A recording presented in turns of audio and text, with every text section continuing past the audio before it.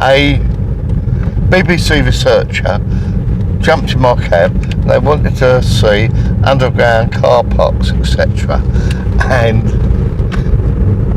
what happened? I said, yeah, I'll show you some. And I brought her down here, and you have to have your lights on. As I swung round, there's a little group of young people stripping a car, and they all turned around and looked at us. They sort of stare at you with that blank look, and this woman said, get us out of here, get us out of here. She sort of panicked. Oh, she was researching underground car parks to make films in for television and all that. I could see the funny side of it. There she is, being all tough and hard. When she saw it in real life, she got a bit scared. What about the future? Yeah. Now, I'm not particularly religious. I do believe in a supreme being, but not heavy.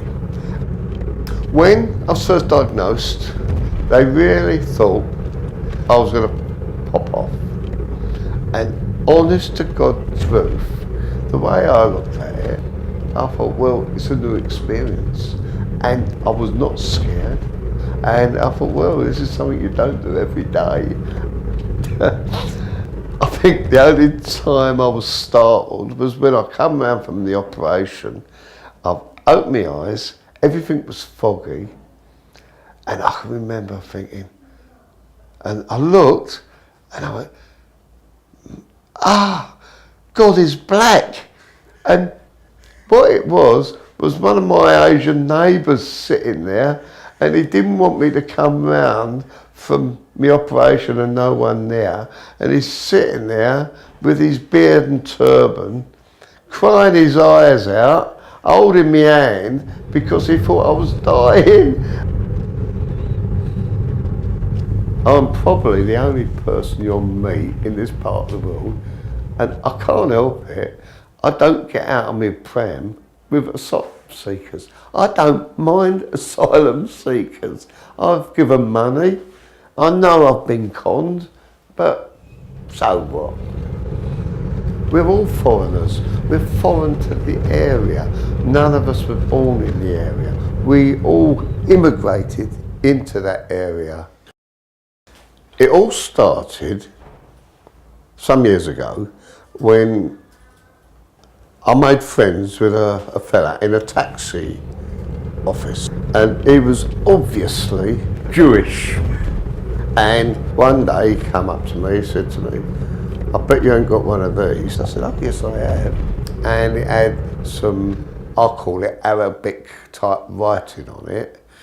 He couldn't believe it. He said, bring it up, let's have a look. And I showed it to him. And after that, he sort of opened up and he tried to teach me the ways of the Jewish people, lighting candles on a Friday and all that, but that's not me. I said, oh, you know. He asked me about my background, and I suddenly realised I haven't got a background. You could go back a certain amount and then the doors closed. He was asking me things what I didn't know about, but when he said, oh yeah, my mum got a job as a cleaner in the town hall, I said, oh, so did my mum. And that's when he said, I bet you ain't got one of these. It made me start thinking. In the late 30s, when the Nazi party was getting into power, the Jewish people realised something was dreadfully going wrong, and in a lot of the cases they sent the women and children to England. Now, in the area where I live, around Woolwich and Plumstead, there were large populations of Jewish refugees. Anyway, and the story goes that when Mum and the kids settled this out in Woolwich, the first thing the mum's done was get jobs as cleaners in the local town hall. You had to be a cleaner, nothing else. The reason being is, as soon as the town hall closed for the night, the cleaners all go in. and they were nicking the birth certificates. And what happened is the mums got these birth certificates, had them filled in, so the children were all given Christian birth certificates and not Jewish. I started trying to trace things back, and when I've asked people, you know, my relations and all that, they say, oh, don't want to talk about that. That was a long while ago. Don't know now. That was a long while ago. I'm getting old, I can't remember. That flat up there is. Yeah. That's the flat where we moved into. And I like it because that was where the first proper home we knew. We all had our own room, me, my mum and my sister, and we actually had our own toilet, our own bathroom, and to us it was luxury.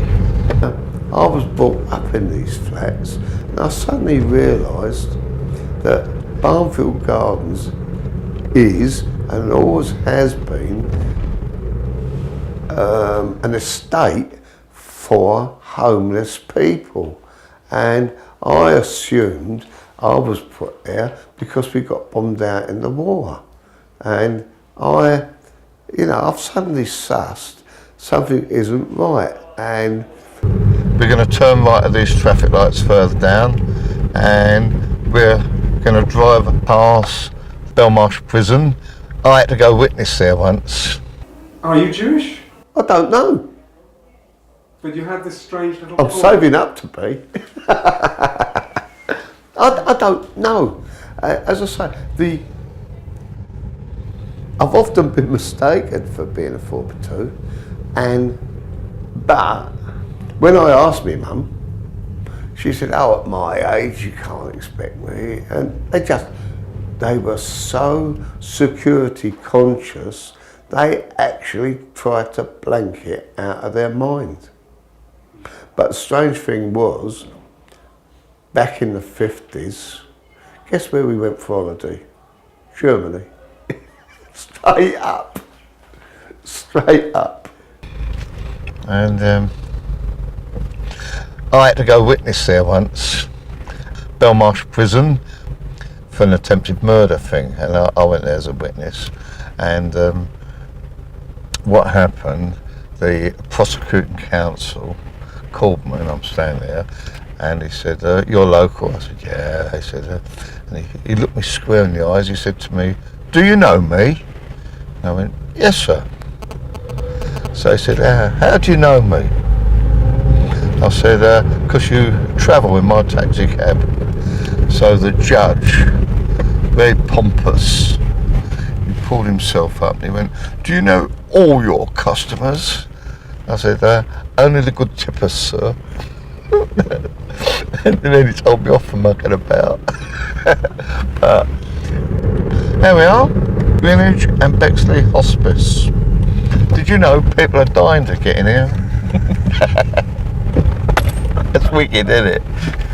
The only thing I'm worried about is, and I've taken steps, is I don't want to die a bit at a time. You've got to know when to stop, and it's just turn the light off. You know when the time's ready. Turn the light off. Make a clean cut. I told you, didn't I? You know, I get a certificate stating I've got less than 6 months to live. Right? The only trouble is I've had 4 of them so far. I don't know whether it's wishful thinking on their part or bloody good luck on my part. They just keep on coming, Peter. They keep going, yeah. They're going to be with us forever, Yeah. clearly. And that's true. There we are. I know I'm still very ill in my body, but coming up the hospice, you look round, you see other people, and you can ask questions, and without people going, oh, here we go, doom and gloom. I don't want to waste what I've got. And I've got all this newfound freedom. I've always been self-employed. And here's me now. I'm not allowed to work for medical problems, so I've got a bloody good excuse not to do nothing. And I thought, getting cancer ain't that bad, you know.